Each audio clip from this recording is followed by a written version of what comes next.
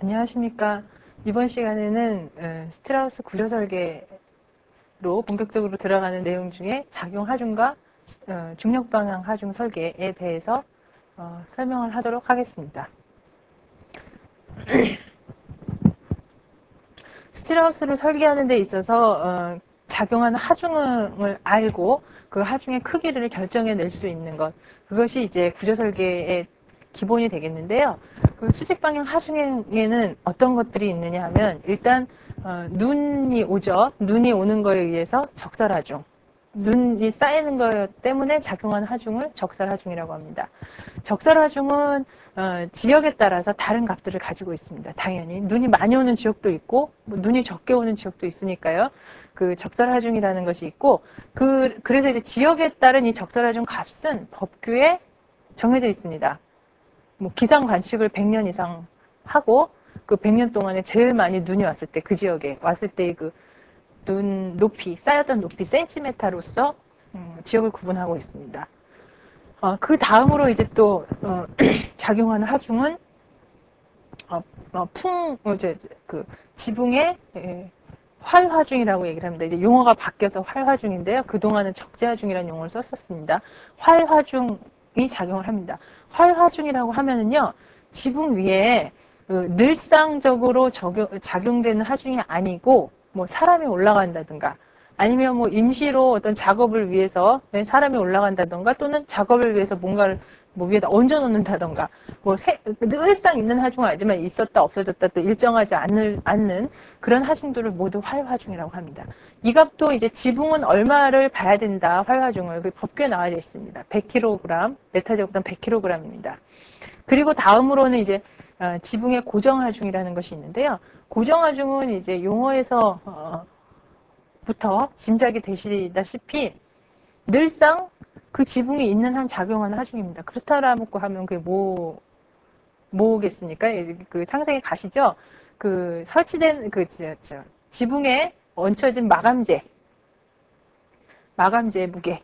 그리고 또 지붕 그 구조 자체의 무게. 그런 것들을 고정하중이라고 얘기를 합니다. 또 벽체의 고정하중이 있겠죠. 같은 의미로.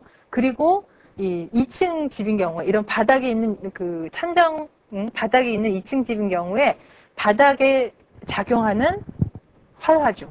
사람이 걸어다니죠. 늘상 걸어다니죠. 그 집인 경우에. 그리고 가구도 올라가죠. 가구 많은 사람도 있고 적은 사람도 있고 가구 올라갑니다. 활화중이 있고 그 활화중은 주택인 경우에서 법규에서 메타 제곱당 200kg로 정해놓고 있습니다. 그리고 당연히 또 바닥에 고정화중이 있겠죠. 바닥에다가 뭐 우리 이제 온돌 설치하기 위해서 콘크리트 다설하고 그 위에다가 자갈도 깔고 뭐 온돌도 엑셀 파이프도 얹고 뭐 하는 모르터르도 또 하죠. 그런 고정 하중이 있습니다. 그래서 이러한 하중들이 그 스트라우스에서 작용하는 하중 중에서 중력 방향으로 작용하는 하중들이 되겠습니다. 그래서 이 하중들에 대해서 잘 알아야 되겠습니다. 그리고 작용 하중 중에 횡방향으로 작용하는 하중이 있는데 그 하중은 크게 바람에 의한 풍하중, 그리고 지진에 의한 지진하중. 두 가지가 존재합니다. 그러면 이러한 이제 하중들을 가지고 어떤 설계를 할 때 사실은 그 하중 작용한다고 해서 그 모든 하중을 다 더해서 집을 설계할 것이냐? 그건 아닙니다. 왜냐하면 늘 아까 지금 제가 하중을 설명하면서 설명드렸듯이 늘 작용한 하중도 있고 작용할 때도 있고 안 할 때도 있는 하중도 있지 않습니까? 그래서 법규에서 그거를 구분해서 하중을 설계를 하도록 합니다. 그래서 그 설명을 드리면 항상 하중 조합에서 들어가야 되는 것은 생각해보나 마나 그 마감재나 그 자재 무게 자치 때문에 발생하는 이런 고정 하중들은 어떤 경우에도 다 늘 들어가야 되겠죠. 항상 계산을 해줘야 되고 그 다음에 활화중이라고 말씀드린 부분, 그 활화중들은 그 고정화중과 더해져서 들어가야 됩니다. 그리고 만약에 눈이 오는 경우가 있으니까 눈이 오는 경우를 생각을 해본다면 고정화중과 활화중과 눈이 오는 하중을 합쳐서 집을 설계해야 되는 경우도 있습니다. 또는 눈이 오는 하중 대신에 바람이 불 때 눈이 오는 것 대신에 바람이 오는 하중에 대해서 설계해야 되는 경우가 있습니다. 그리고 지진이 오는 경우를 더해서 설계할 수가 있습니다. 그렇다라고 이러한 그 하중 조합에 의해서 이렇게 더한 것에 의해서 집을 설계하는 것, 그것이 바로 하중 조합에 의한 설계인데요. 여기서 단 좀 여기서 좀 차이가 나는 부분은 적설하중이나 풍하중, 지진하중 같은 경우에는 임시로 작용하는 하중으로 분류를 합니다. 법규에서. 늘상 있는 일이 아니기 때문에. 그래서 이런 하중 조합이 들어가게 되면은 설계할 때 허용값, 자재가 받을 수 있는 힘을 33% 증가해서 봐라 라는 조항이 첨부가 되어져 있습니다. 그렇다면은 이제 중력 방향 하중에 대해서 하중을 가지고 설계하는 방법으로 들어가도록 하겠습니다. 중력 방향 하중이라고 함은 설명을 드렸지만은 적설 하중이나 어떤 고정 하중, 활 하중들이 작용을 하는데 일단 이 지붕 트러스 위에서 먼저 설 하중과 지붕의 활 하중, 지붕의 고정 하중들이 내리누릅니다. 골조들을 수직 방향으로 내리누르고 그 힘들을 이 트러스가 그대로 벽체로 전달을 합니다. 벽체로 전달을 하고 그 벽체로 전달을 하면 벽체는 그 힘들을 또 그대로 밑에 하층 벽체로 다시 전달을 해야 되고 그러면서 바닥에 또 활하중과 고정하중들이 또 같이 1층 벽체로 따라 내려가는 그러면서 1층 벽체를 거쳐서 이 위에서 내리눌렸던 중력 방향 힘들이 잘이라는 의미가 중간에 어떤 자재들이 이렇게 과도한 변형이나 뭐 파괴 없이 잘 기초까지 전달되도록 하는 것. 그것이 바로 중력 방향 구조 설계가 되겠습니다. 그래서 이렇게 전달할 수 있는 디테일을 보시면 결국 수평 방향 자재와 수직 방향 자재, 스터드, 수평 방향 바닥 조이스트와 수평 방향으로 놓인 바닥 조이스트와 수직 방향으로 놓인 벽체 스터드 이 두 자재들이 그 정렬이라고 하는데요. 지금 보시다시피 같은 그 힘을 잘 전달할 수 있도록 일직선상에 얹혀져 있는 이 디테일 때문에 힘들이 전달이 되게 됩니다. 이게 만약에 이제 어긋나 있다. 지금 보시기에 이게 좀 이제 3차원 그림인데 이게 지금 잘 정렬되어 있는 그림입니다. 만약에 어긋나 있다. 그러니까 이제 바닥 조이스트가 한 이쯤 와 있다. 제가 그러면 그림을 하나 그려보면요. 저거를 잘라보면 바닥 조이스트가 이렇게 가고 스터드가 설치가 되어져 있다.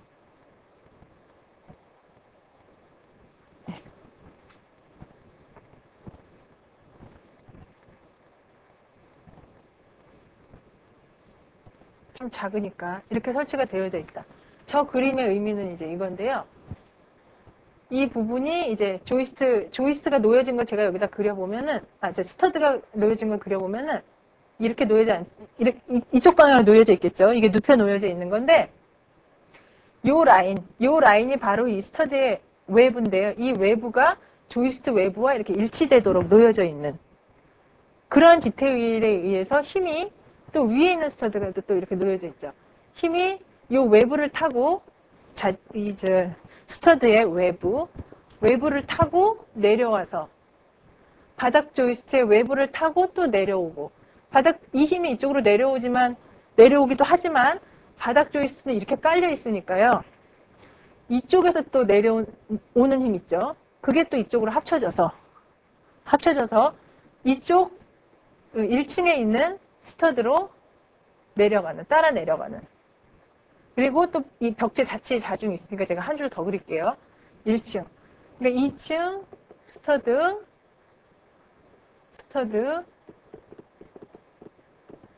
조이스트, 또 1층 스터드. 이렇게 따라 내려가는. 그래서 이게 이제 기초로 이렇게 놓여 있는 거는 설명이 됐으니까 기초로 전달되는, 잘 전달되는, 이것이 바로 중력 방향 설계가 되겠습니다. 그래서 이제 저희가 이거를 정렬 인라인이라고 하죠. 그래서 이게 잘 일직선 사량에 잘 놓여 있다. 그러면 잘이라는 의미는 뭐냐? 저희가 이 편차를 2cm 이내로 보고 있습니다. 그래서 예.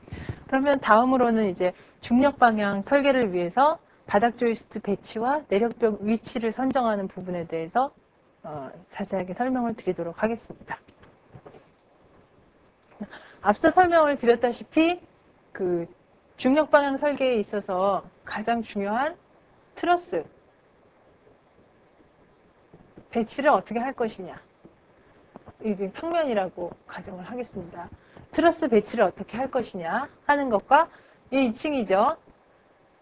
그리고 1층이 있을 때, 1층 바닥이 있을 때 여기다가 조이스트 배치를 어떻게 할 것이냐에 대한 것에 대해서 설명을 드리도록 하겠습니다. 그러면 트러스는 지금 이 방향으로 지붕이 있다라고 하면 반드시 이렇게 설치를 하셔야 되죠. 트러스는. 그렇게 되면 트러스가 얹혀져 있는 벽체, 자, 모든 트러스가 다 얹혀져 있는 벽체, 이 두 벽체가 바로 내력벽이 되는 겁니다. 내력벽. 모든 트러스가 다 이 두 벽체에 얹혀져 있죠. 이게 내력벽이 되고, 내력벽, 이게 비내력벽입니다. 네. 그리고 조이스트 같은 경우에 배치를 같이 할 수도 있고요. 트러스하고 같은 방향으로 배치를 할 수도 있고 다른 방향으로 배치를 하기도 합니다. 같은 방향으로 배치하는 것과 다른 방향으로 배치하는 것의 차이는요. 이렇게 같은 방향으로 또 배치를 한번 해보도록 하겠습니다. 이렇게 같은 방향으로 배치를 하면은요. 트러스하고 같은 방향으로 배치를 하죠. 배치를 하면 이 벽체 내력벽입니다. 내력벽. 바닥 조이스트 때문에 내력벽이 된 거죠. 이거 내력벽이죠. 똑같이. 그리고 1층은 그러니까 2층이 1층 위에 얹혀져야 되니까 이 힘이 또 여기로 올라오는 거죠. 그대로. 그러니까 트러스 때문에 내력벽에서 2층에서 받던 힘을 그대로 이 벽체가 또 2층에서 내려오는 힘도 받는 거죠. 2층. 1층이라고 이렇게 하면 좀 이상하고요. 자, 트러스에서 내려오는 힘도 받고 조이스트에서 내려오는 힘도 받는 거죠. 이 1층의 내력벽이, 이 벽이 이렇게 설치를 하면 첫 번째. 그렇고 이쪽은 여전히 이제 비내력벽이죠. 근데 다른 경우를 한번 그려보겠습니다. 이 똑같은 경우를 이렇게 가면 네. 가고 당연히 이제 이게 집의 평면이니까 이 안쪽에 어떤 이런 내부에도 벽체가 있지 않습니까? 이 벽들을 이용해서 조이스트를 만약에 이렇게 배열을 한다. 네, 끊어야 되겠죠, 이제. 이렇게 배열을 한다면, 네, 하면, 일단 이 그림상에서는 내력벽, 그쵸? 요 내력벽, 이게 내력벽이 됩니다. 네. 지금 그린 이 내력벽들은 다 조이스트에서 오는 하중을 받는 거죠. 이 내력벽들. 그렇죠?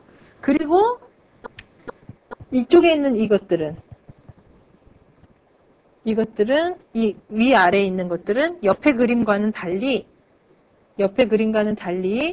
조이스트에서 오는 하중은 지지하지 않고 위에 트러스에서 이 벽이 트러스 하중을 받는 내력벽이었으니까 이 벽에 얹혀져 있는 이 벽도 자연적으로 트러스에서 내려오는 힘을 받는 자재가 되는 거죠. 그래서 이렇게 두 가지로 배치가 가능합니다. 이러한 거에 대한 것이 이제 구조 계획에 대한 내용이 되겠고요. 중력 방향에. 그렇다라고 하면 제가 이제 이 예를 가지고 한번 설계를 해보도록 하겠습니다.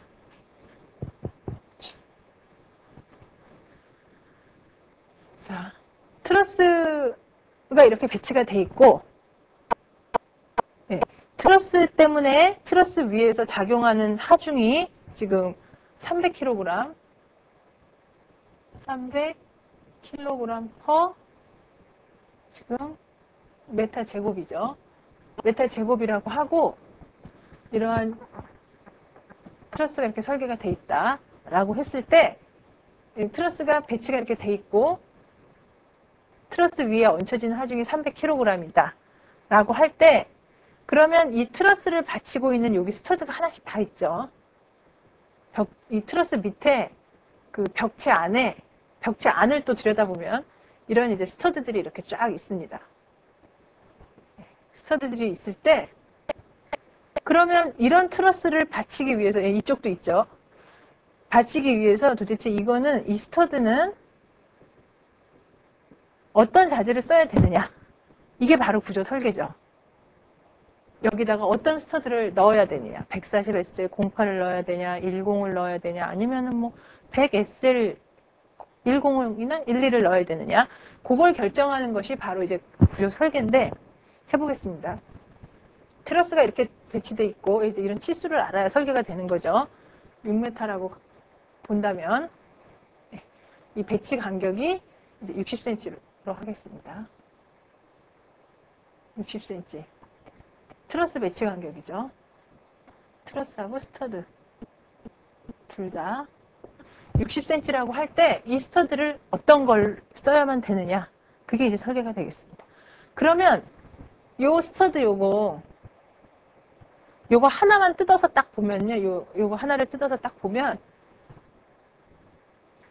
이쪽에서 트러스로부터 내려오는 하중이 작용을 합니다. 그래서 내려오는 수직 하중. 네, 그걸 이렇게 이제 밑에서 같은 힘의 반력을 딱 작용하기 때문에 이게 움직이지 않고 서 있는 거죠. 작용하고 이 스터드를 보면 그것뿐만 아니라 옆에서 이렇게 또 풍하중의 영향을 받고 있어요. 이 스터드 하나를 딱 떼서 보면. 그러니까 이 스터드가 이제 얼마의 하중을 받아야 되는지 계산을 하고 또 값을 찾아내려면 요 값도 정해져 있어야 되죠. 이거는 뭐 대개는 정해져 있습니다. 집을 설계하는 지역만 정해지면 정해지는 거기 때문에 풍하중 예를 들어서 뭐 60kg 퍼 메타 제곱이다.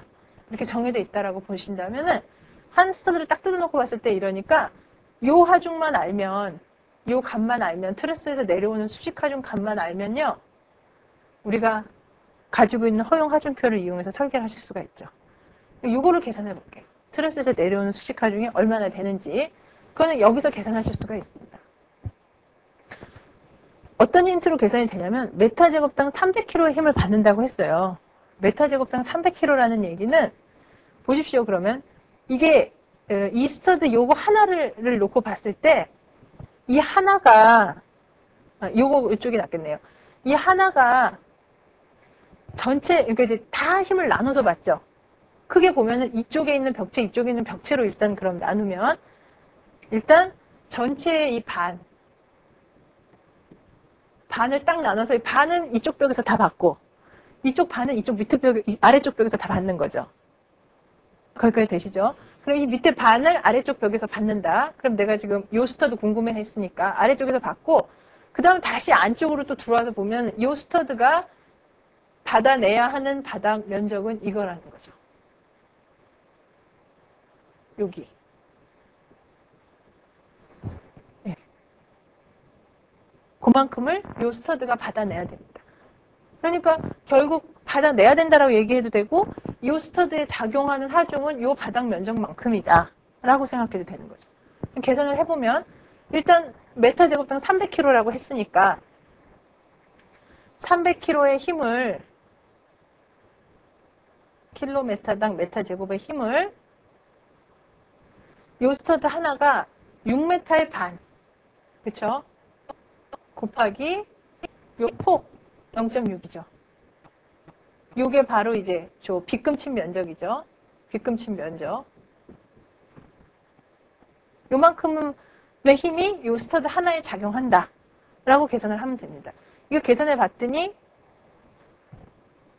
540kg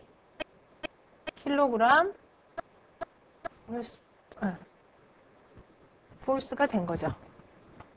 지금 이제 그 단위 기준이 바뀌어서요. 킬로그램 뒤에다가 폴스를 붙이게 돼 있습니다. 저도 습관이 안 돼갖고 잘 안 붙이는데 폴스를 붙여야 됩니다. 540kg 폴스가 요 스터드 하나에 작용하고 있다 라는 걸 알아낸 겁니다.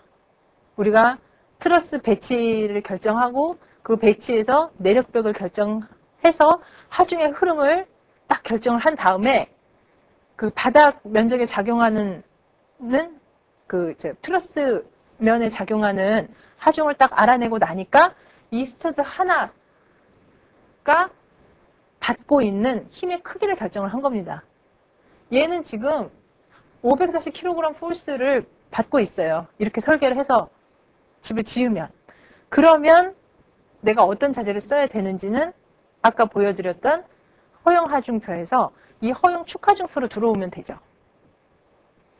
그러면 그 허용 축하중표에 있는 것 중에서 그 허용 축하중에 있는 것 중에서 540kg 폴스보다 힘을 더 받는 자재를 찾아내시면 되는 겁니다. 힘을 더 받는 자재를 한번 찾아보도록 하겠습니다. 지금 여기 나와 있는 표 안에서만 찾아보도록 하죠. 찾아봤더니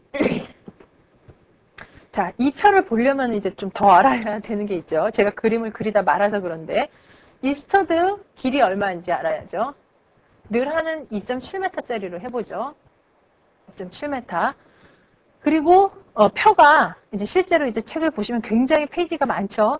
그중에 우리가 이제 60 횡방향 하중이 60kg force per 메타 제곱일 대로 보기로 했으니까 60kg force per 메타 제곱인 표로 들어가셔서 2.7m인 경우에 배치 간격이 60일 때 쫙 내려오면서 보면 지금 원하는 값이 540이죠. 540kg. 540kg보다는 큰 값만 찾으면 되는 거죠. 이 안에 있는 표가 이제 톤이니까 보시면 맨 위에 있는 거는 3190kg죠. 근데 지금 540보다만 큰 거 찾으면 돼요. 그러면 이게 너무 크죠, 지금? 이렇게 큰 거 쓸 필요가 없는 거죠. 540에만 버티면 되는데. 그러면 쭉 내려오다 보니까 숫자가 아무리 작아봐야 지금 여기 있는 거는 1.13이네요. 1.13, 그러니까 1013. 그러면 140 SL08 이거는 얼마였죠? 1130kg에 버틸 수 있잖아요. 킬로그램 폴스의 표에서 찾아보니까. 그러니까 이걸로 하면은 오케이죠. 내가 생각한 540보다 크니까. 생각하냐 이제 내가 계산해낸. 이렇게 설계를 하시면 됩니다. 결국 뭐 표를 찾는 거는 사실 어려운 일이 아니고요. 트러스 배치도를 그린 다음에 거기서 스터드 하나가 받아야 되는 힘, 그걸 계산해내는 게 핵심이죠. 어렵진 않습니다. 배치를 하시고 스팬 보고 스터드 하나가 부담해야 되는 면적 보시면 되죠. 이쪽 벽은 반 가져가고 이쪽 벽이 나머지 반 가져가고 그리고 이거는 배치 간격만큼의 힘을 받으면 되는 거니까 그렇게 계산을 하시면 이렇게 해서 벽체 스터드를 설계하실 수가 있습니다. 다음으로 조이스트 설계하는 방법에 대해서 설명을 드리도록 하겠습니다.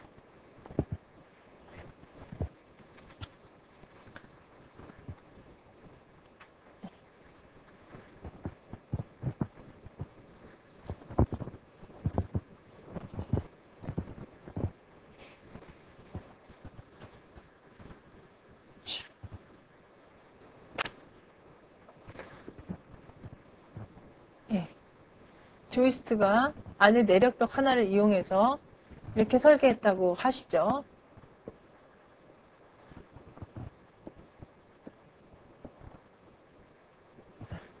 여기서 바로 요 자재가 뭔지 이번에는 결정하는 거죠. 제가 아까 그 앞에서는 수평으로 놓인 자재를 밑에서 받치고 있는 자재를 뭘로 설계해야 되는지 스터드죠. 그렇게 했지만 이번에는 수평으로 놓인 자재를 뭘로 설계해야 되는지 이제 그게 궁금한 거죠. 그거에 대해서 해보겠습니다. 그러면 여기를 한 4m라고 생각을 해보죠. 4m라고 하고 바닥의 하중이 여기가 400kg 폴스 퍼 메타 제곱이라고 놓고 네, 배치 간격 조이스트 배치 간격을 60cm로 보도록 하겠습니다. 네. 이렇게 놓고서는 설계를 할 때 그러면 요 자재 하나를 떼내서 보도록 하겠습니다. 이제 이렇게 그림을 많이 그립니다. 단부를. 왜냐하면 이제 단순보라고 해서 이렇게 이제 그려놓고 나면 이 위에 이렇게 하중이 등분포로 작용을 하는 거죠. 메타 제곱당이니까 이제 바로 쓸 수는 없고 이렇게 작용을 합니다. 그러면 이 하중을 이렇게 받을 때 이 자재가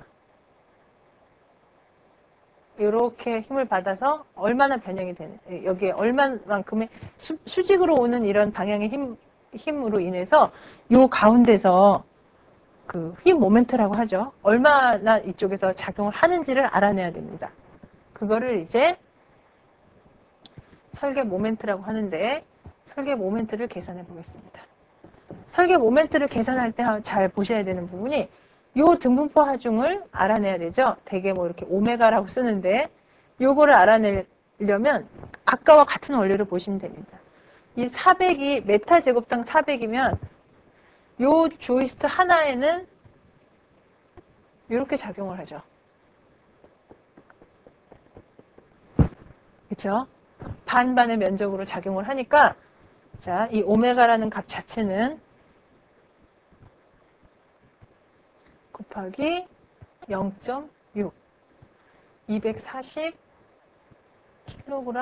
per 메타로 작용을 하는 겁니다. 메타당 240kg. 그러면 이걸 가지고 지지해야 되는 설계 모멘트를 계산을 하시면 됩니다. 이 계산하는 방법은 사실은 이제 여기서부터는 그 공식화된 부분인데요. 이렇게 단순보라고 하는 이런 지지 조건에 있어서 설계 모멘트는 8분의 1에다가 오메가에다가 스팬을 지금 4m인데 L이라고 했을 때 L 제곱으로 계산해라. 이 공식으로 정해져 있습니다.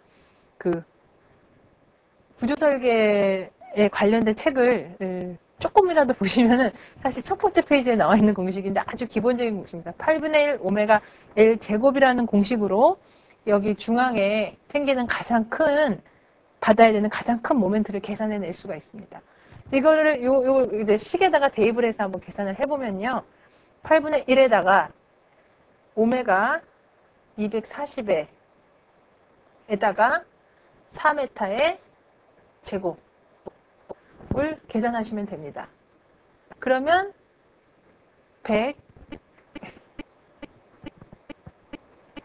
480kg 하고 지금 단위가 미터죠. 480kg 메타로 계산이 됩니다. 그러면 이 값을 가지고 이만한 이제 설계 모멘트를 지지하는 자재를 설계해야 된다라는 것을 이제 알게 된 거죠. 아까 앞에서 뭐 축하중 내가 받아야 되는 축하중이 얼마인지를 알고서 540kg였죠. 그걸 알고서 자재를 찾은 거와 마찬가지로 이것도 480kg 메타라는 휘 모멘트를 받고 있는 자재. 이기 때문에 그거보다 더 이제 그 정도는 받을 수 있는 자재 사양을 결정해야 되는 거죠. 내가 일단은. 그래서 하나는 알게 된 거죠. 이거 하나는 알았고 그 다음에 또 하나 알아야 되는 게 설명을 드렸지만 수평으로 놓인 자재는 여기서 얼마를 지지해야 되는지도 중요하지만 이 끝에서 이 아래쪽으로 좀 이쪽을 크게 그리면요. 이쪽 단부에서 이 아래쪽으로 요거를 좀 크게 그리면 이 단부에서 아래쪽으로 힘을 얼마나 전달해야 되는지 그리고 이 전달해야 되는 힘을 요 자재가 버틸 수 있는지 그것도 설계하는 데 있어 포함이 돼야 된다고 말씀드렸죠. 그게 이제 전단력인데 설계 전단력을 계산해 놓고 표에서 찾으시면 되겠고 그럼 이거는 사실은 계산이 뭐 복잡하지 않은 게 요거 이렇게 등분포로 작용하죠. 이게 양쪽으로 나눠지는 거니까 그냥 바로 곱하시면 되죠. 240에다가 전체 길이 4m의 반 곱하면 여기 또 480이네요. 근데 이제 단위가 틀리죠. 이거는 킬로그램. 이쪽 아래쪽으로 480kg에 지지할 수 있는 그런 자재를 설계하면 됩니다. 그럼 이제 우리는 이 두 가지 숫자를 갖고 이게 이제 우연의 일치로 숫자 자체는 같지만 단위 틀리죠. 다른 값입니다. 이 두 가지를 만족하는 자재를 도표에서 찾으시기만 하면 됩니다.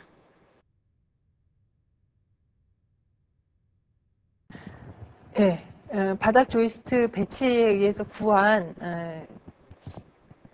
값에 따라서 자재를 설계해 보도록 하겠습니다. 그 바닥 조이스트 배치에 의해서 구한 값이 480kg 메타입니다. 이것을 이제 표에 가서 이만한 힘을 받을 수 있는 조이스트 자재를 골라와야 되는 것입니다. 그래서 골라오기 위해서 지금 그 단면 성능표를 참조하시면 되겠는데요.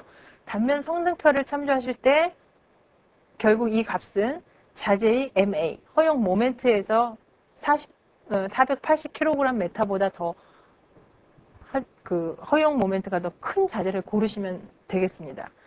이제 자재 그 표 안에 단위가 톤센치니까요. 우리가 구한 값을 톤센치로 바꿔보니까 48톤센치가 됐습니다.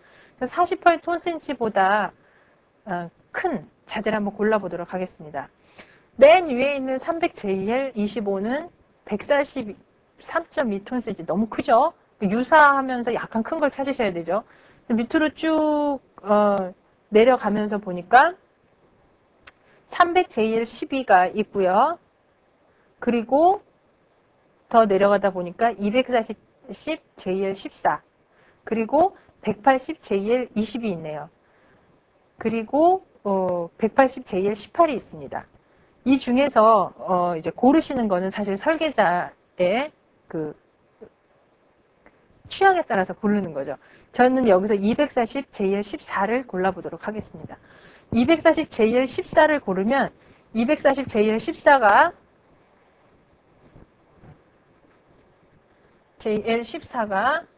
보시는 바와 같이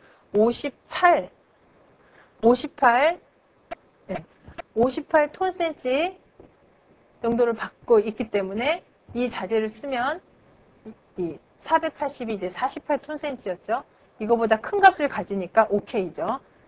240JL14라는 자재로 바닥 조이스트를 일단 여기서 설계가 끝나는 건 아니고요. 고르시면 됩니다. 그래서 일단 이 단계에서 그러니까 여기서는 단면 성능표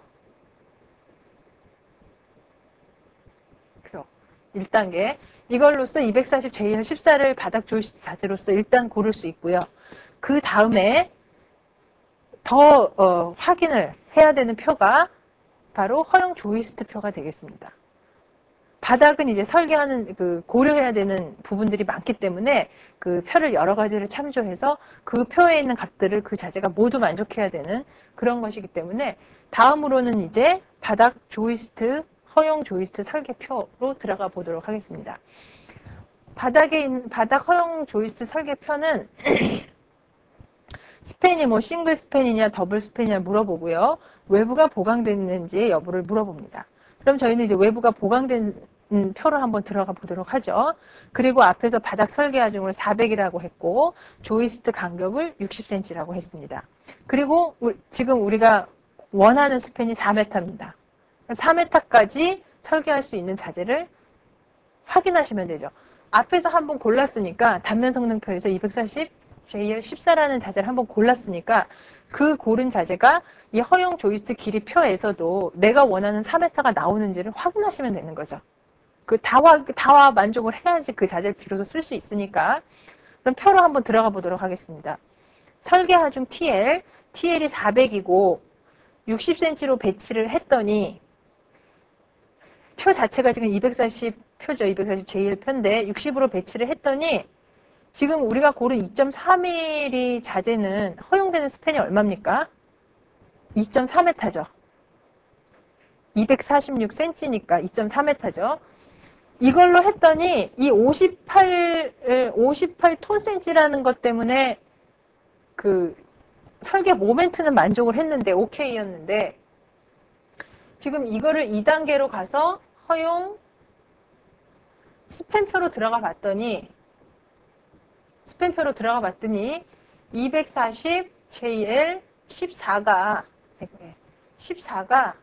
지금 2.4m밖에 지지를 못하더라. 이렇게 나왔죠. 우리가 해야 되는 건 지금 4m인데 NG죠, NG. 이 자재 안 됩니다. 그러면 4m 되는 걸 다시 찾아보셔야죠.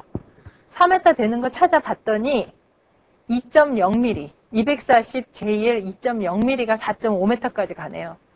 그렇게 봤더니 240에 JL 20이 4.5m로 오케이입니다. 오케이. 그래서 보시다시피 설계 모멘트는 이 자재 240 JL 14가 만족했어요. 만족했지만 허용 스팬표로 갔더니 스팬이 2.4m까지밖에 설계 못한다라고 표가 저희가 다 계산한 거죠. 이 표를 만든 사람들이 NG 냈습니다. 그래서 다시 거기서 찾아봤더니 240 JL 22 4.5m. 오케이. 그럼 이제 우리가 선택한 자재가 이걸로 바뀐 겁니다. 이걸로 바뀌었습니다. 그러면은 그 조이스트는 여기까지 있느냐? 하나 더 검증을 하셔야 돼요. 아까 계속 얘기했던 이쪽 끝에서 힘을 제대로 내려보낼 수 있는지 그걸 확인하는 표는 바로 외부 클립 풀링 표가 되겠습니다. 외부 클립 풀링 표는 지금 관심이 있는 게 이 481kg이라는 하중을 밑에 있는 스터드한테 자기는 찌그러지지 않고 그대로 전달할 수 있는지를 확인하는 표라고 말씀드렸죠. 그럼 이 480이라는 숫자를 갖고 들어가면 됩니다. 표를 한번 보시면 480이라는 값을 가지고 그 여러 가지 경우에 있어서 그리고 이제 여기서 14cm라는 거는 밑에 오는 벽체의 그 폭을 얘기합니다. 지금 14cm 스터드를 쓰고 있기 때문에 14일 때 240에 22.0T를 가져가 봤더니 얼마입니까? 1.42, 그러니까 1420kg. 3번 외부 클립 풀링표로 봤더니 풀링에서 봤더니 이 240 JL 16이 22 1400 얼마입니까? 1420kg. 지금 내가 해야 되는 480kg보다 크죠? 오케이. 네, 오케이입니다. 자, 여기서 480보다 많이 크다고 다른 자들을 바꾸시면 안 되죠. 왜냐면 여기서 이미 이게 안 돼서 이리로 내려온 자재니까 마지막에서는 확인만 하셔야 되는 거죠. 그렇게 해서 외부 클립 풀링까지 오케이면 그러면 이제 바닥 조이스트는 240, 20으로 설계하시면 됩니다. 네. 이것으로 중력방향 설계, 허용 하중표를 이용한 중력방향 설계에 대한 설명을 마치도록 하겠습니다. 감사합니다.